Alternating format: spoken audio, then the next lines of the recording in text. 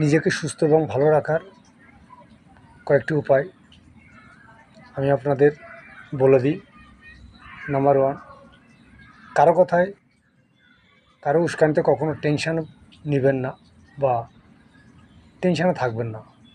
কারণ আমাদের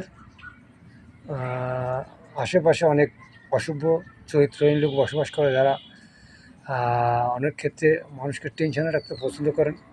বিভিন্ন ধরনের গুজব কিংবা অপপ্রচার চালিয়ে একজন সুস্থ মানুষকে অসুস্থ করে তোলেন। কাউকে বিশ্বাস করার আগে বা টেনশন নেওয়ার আগে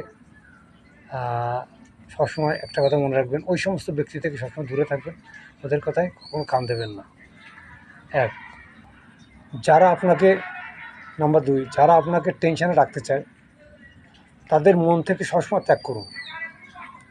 তাদের পাশে দাঁড়াবেন না, তাদের কথা শুনবেন না, তাদের বিপদে আপদে তাদের কাছ থেকে যতটুকু পারেন দূরে থাকার চেষ্টা করবেন।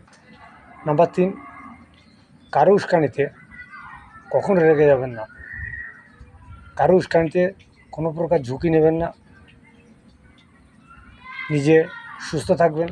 কেউ যদি আপনাকে উস্কানি দেয় সেই বিষয়গুলো আগে ভালো করে ভেবে নেবেন, ব্যক্তিটি কী রকম, তার চরিত্র কী রকম, সে সম্পর্কে ভালো করে যাচাই বাছাই করে তারপরে আপনি সিদ্ধান্ত নেবেন।